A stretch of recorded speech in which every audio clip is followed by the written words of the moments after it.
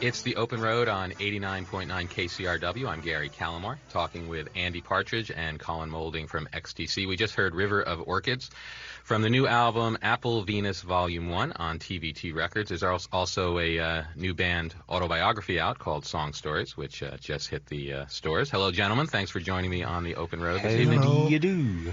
Why don't we start right off with the strike? It's been about 7 years since he released the Non-Such album. Why the wait? Let's put it this way. If you spent 20 years working your heart and soul out and was never rewarded for it, wouldn't you feel a little bit annoyed?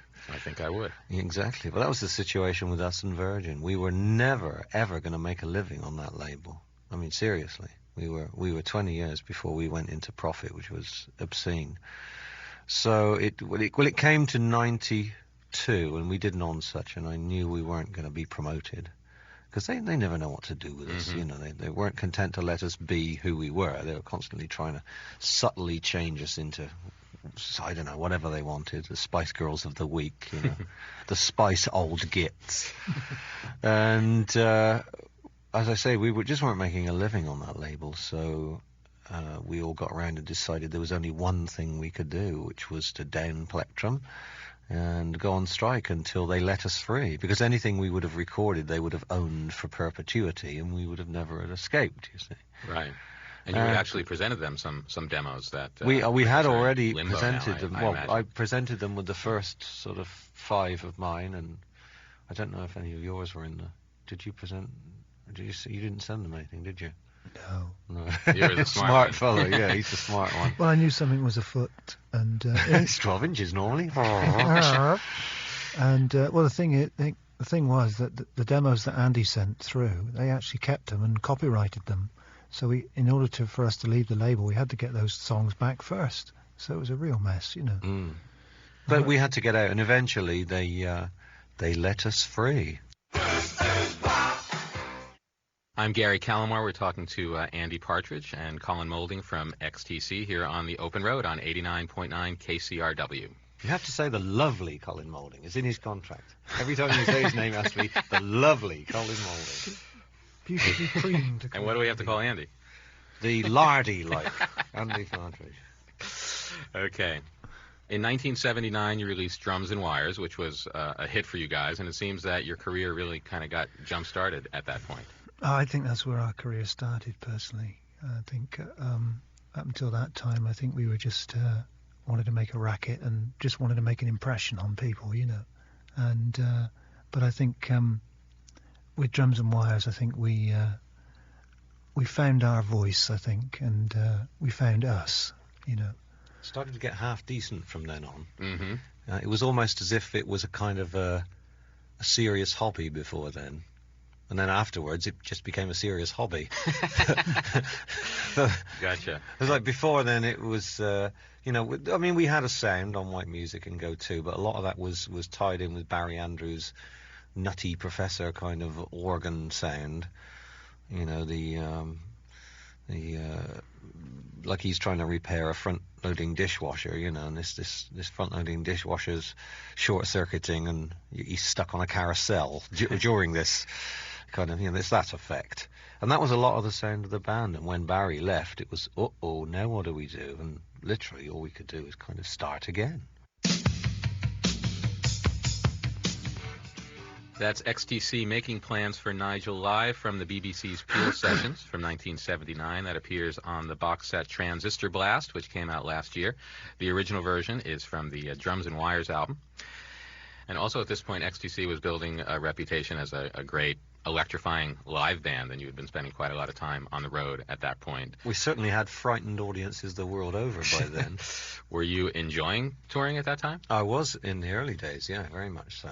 I mean, can you imagine it? A young kid who'd never really even been outside of his own town, he gets given, apparently given, a new guitar, and someone says, you know, do you want to go around the world and drink all the world's beers and see all the world's girls and frighten people with that horrendous noise? And it was, yes, please. Sign me up. You know, I mean, me and him would share rooms in the early days, and we couldn't sleep. We were just too excited. You'd lay there saying, we're in Holland. Yeah, I can't believe it. Look out the window. What does it look like? Does it look like Holland? Yeah. You know, it's just... No, we're in Holland. Oh, no. Lock up your daughters. Of course it was great fun. You know, we were just kids and we wanted to do all the things that kids wanted to do. If you don't want to do those things when you're young, I think you're in need of mental treatment, personally. In 1980, you released Black Sea, which proved to everybody who heard it that at this point you guys were definitely not kidding around. This was a powerful album. 4 singles were eventually pulled from the album. Generals and Majors, Sergeant Rock, Towers of London, and Respectable Street, which opened up the album. And that one also seemed to be a bit controversial, Respectable Street. I know you had to re-record that one. Oh, yeah. Oh, seemed kind of silly. Virgin were getting cold feet about words like abortion and contraception and you know, everyday words, but they were just getting very puritanical for some reason about this. And they said, oh, if you're going to have this as a single, you must re-record the words. And I thought, oh, it's just really silly. But I thought, well, I think it might make quite a good single. So I went along with the game and changed it to, I changed abortion to absorption, which I thought was equally as risque, as in sanitary protection. You know, changed contraception to child prevention, which has got the same feel for it. They were just as good bad as the original, so they should have left it alone. It's The Open Road on 89.9. I'm Gary Calamar, talking to XTC's Colin Moulding and Andy Partridge. In 1982, the double album English Settlement was being very positively received, and you guys were utilizing your new acoustic guitars that you had just picked up at that time, and you moved in sort of a more acoustic direction at that point. Well, we gave away... I did own an acoustic guitar. It wasn't a very good one. It was, I don't know, I think I paid about £26 for it originally, and gave it away on a TV show. You know, Virgin Records said, go on this TV show and you're supposed to give something for their raffle or whatever it was. And I gave my guitar away.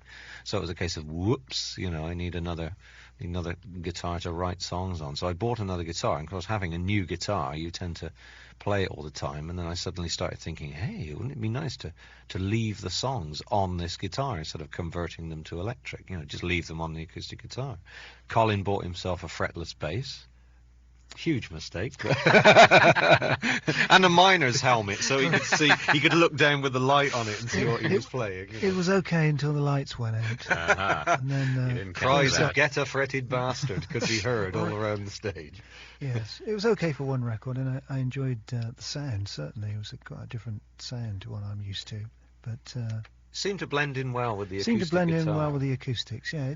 It was lucky in that respect. Mm-hmm. You know? Yeah. Dave Gregory bought himself a 12-string Rickenbacker, so he's chiming, I'm sort of strumming, and Colin's burping and sliding, and Terry Chambers is just whacking him.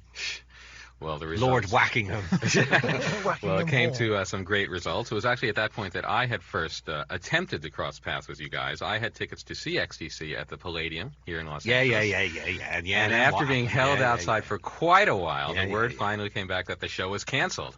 And at that point, the band never toured again. No, actually, we performed in our Jules Holland and his Millionaires masks, but no one cottoned on. Was that you guys? Yeah, no one cottoned on. So I know that was kind of a dark period there for you, but how do you that was pretty horrible. that? I mean, while you were stood outside, I was in one of the hospitals in Los Angeles faking some sort of illness so I wouldn't get my legs broken by the promoter's heavies. And I'm led there on a trolley, you know, having my rear fingered by some young doctor saying, well, what's the matter with you? And that wasn't a doctor, that was the promoter. He was the promoter, yeah. He was just somebody in off the street, really. And, you know, saying, what's the matter with you? And I'm saying, well, I don't really know. And I'm just there thinking, just give me a chitty so that my legs don't get broken, you know. I just wanted to go home. I'd had enough of touring, and it was making me very ill. I just had to escape. And in fact, I couldn't escape because Colin and I flew back to New York and were immediately snowed in for 2 days in Kennedy Airport with a couple of hundred Hasidic Jews who just spent all the time praying, wailing, and nabbing the best seats. I think it was fortuitous actually that we did stop touring then, and you know, then we could go on and broaden our horizons in the recording world, you know. Right. So it was kind of fortuitous. Yeah, I think things would have got worse and worse. Worse and worse with our management, worse and worse with the fatigue level, the feeling trapped on the kind of touring treadmill, because we hadn't been allowed off for 5 years, and it was really, I think it was certainly getting me down terribly, and I think it was getting everyone else down in different sorts of ways. I'm Gary Calamar. I'm talking with XTC's Andy Partridge and Colin Moulding here on 89.9 KCRW on the open road. Jumping ahead, on April Fool's Day, 1985, came the first release from the Dukes of Stratosphear. How did this project come about? Well, the Dukes were really the band that we all wanted to be in, I think, when we were at school. Or if you were at school and you wanted to be in a group, you'd see contemporary groups of the time on the TV, and you'd hear them at the youth club on the record player and stuff. The Fire Brigade would be on by the Move, or Ichiku Park would be on around the youth club, or you'd be in the kitchen of the church hall with the trying to get your hand up the dress of your daughter of the fellow who was the janitor there, and you'd be sat in there playing things like Lucy in Disguise with Judy in Disguise. That's Judy in Disguise and the Playboy Band, yeah. And these kind of great psychedelic singles, and so I thought, yeah, I'd love to be in a group. And so you obviously thought if you were in a group, that was the kind of music you'd make. And then you grow up and you get in a group, and times change and tastes change and so on, and you're in a band that's not psychedelic. So I thought it would be a good piece of mischief to make some fake history and be every psychedelic singles band ever in one hit, the Dukes of Stratosphear.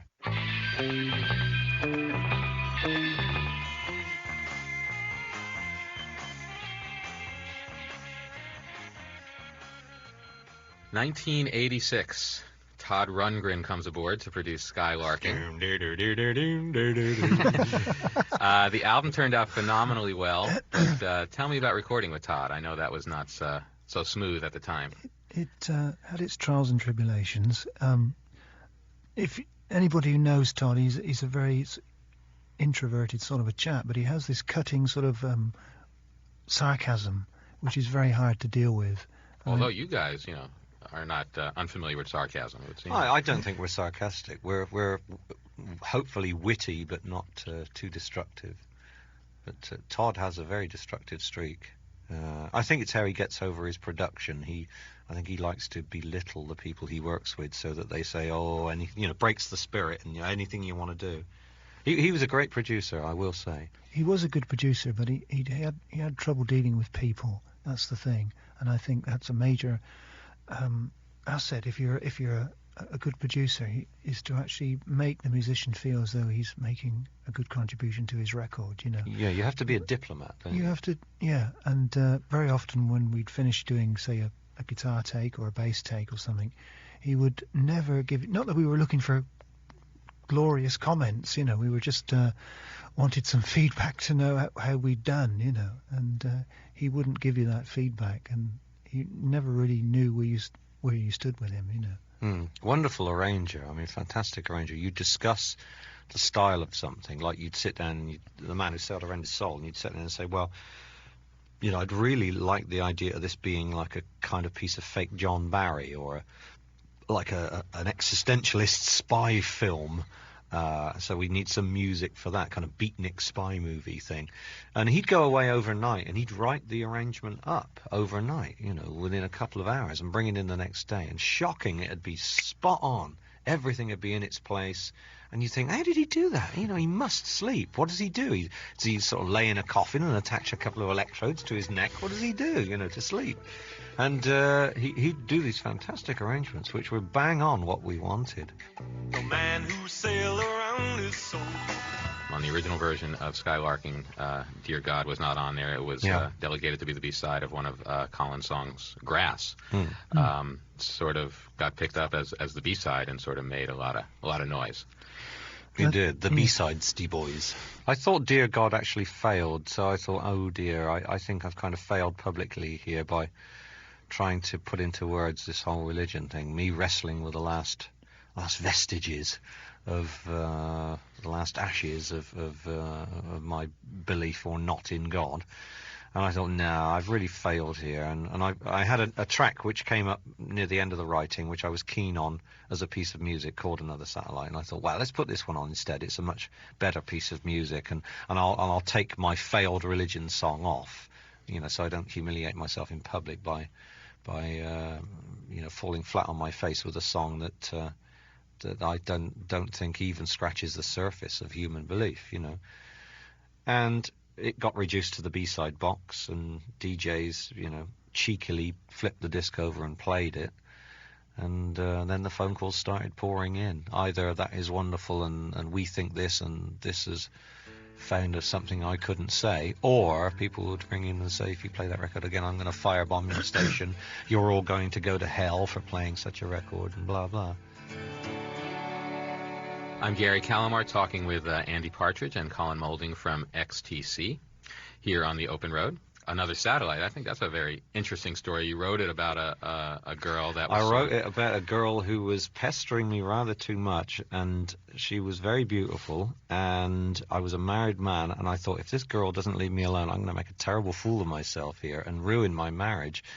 And I'm living with her right now. There you go. She didn't ruin my marriage. My marriage ruined my marriage. But I do feel terrible about writing that song, because I wrote it and it came out rather heavy-handed, and telling her to go away and please stop pestering me. I couldn't really write in the song, I've got a terrible crush on you and I fantasize about you terribly, rather than fantasizing about my wife. I couldn't really put that in the song. But I did. And the thing is that now myself and that girl, who's called Erica, are lovers, partners. We are a thing. And I wish I hadn't written Another Satellite. Damn it. Well, we admire her perseverance there. Oh, yeah, so do I.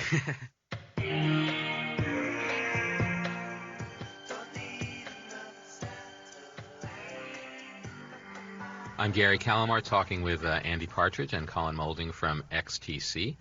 I first met you guys, and I don't know if you recall, but back in 1988, I came up to see you while you were recording Oranges and Lemons here in Hollywood on Sunset. And Hollywood. You got to say it like that. Hollywood. Don't you just love that Hollywood? And amidst all the ravioli and porno magazines. You've got the measure of us, my dear boy. Ravioli and porno, that seems to spell it all out.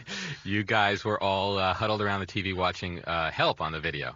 In the book Song Stories, the autobiography which just came out, you talk about many of your influences, from Black Sabbath and Captain Beefheart to Noel Coward and Cole Porter, but it seems that the ones that come up most often are the Beatles and the Kinks. The Kinks were big for me. Ray Davies is possibly more of an influence than Lennon and McCartney put together. Definitely. Ray Davies has written... You see, I don't think the Beatles have quite approached the sublimity. Is that a word? If not, it is now. Okay. The sublimity, the sublimeness of, say, Waterloo Sunset. They haven't approached the encapsulation of English life in 3 minutes as Autumn Almanac. They haven't... I don't know, See My Friends had an incredible dreamy kind of longing to it. I just thought the Kinks were wonderful. They really...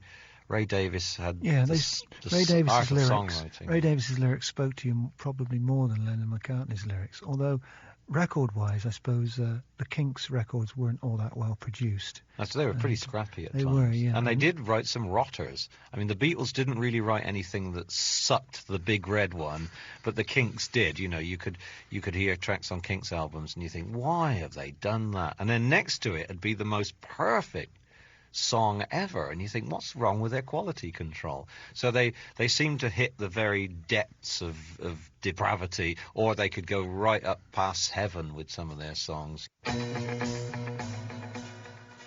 We're here talking with Andy Partridge and Colin Moulding from XTC. It's the Open Road on 89.9 KCRW. On the new album, Apple Venus Volume 1, you had originally planned on omitting the song Your Dictionary. Yeah. Tell me about that one. Written in a fit of extreme depression and anger, and as soon as I'd finished it, I thought, well, it feels a little better to write that. And as the weeks went by, and then the months, and then the years that we couldn't record, I got away from feeling hurt and disappointed and thrown away in a divorce. Betrayed, really. That was the big hurtful feeling. You know, to be a cuckolded husband, not once but twice, was very painful. And I wrote this song, and as I said, got away from it and thought, well, I don't feel like that anymore. We don't need to record that track. And then everybody that got to hear it, like all the potential record companies we spoke to, or the band, or anyone, friends, or whoever got to hear all the demos, the one song they picked out, they said, you've got to do that song. If there's one song you've got to record, it's that one. And I began to feel awkward about it because of the hurtful lyrics. At the time, I meant those lyrics. I really needed to lash out and be angry. And then time wounds all heals. And I didn't feel like that by the time we got to making the record. But Colin and others gently cajoled me into recording it. And I think I'm glad we did. Everyone seems to like the song. But I didn't write it to hurt the other party. I wrote it to ease my own pain.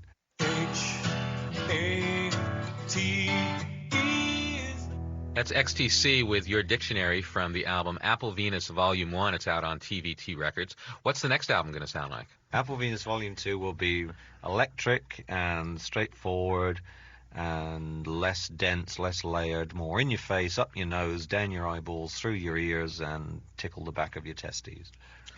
It's the Open Road on 89.9 KCRW. I'm talking with Andy Partridge and Colin Moulding from XTC. You guys have been together for like 24 years now.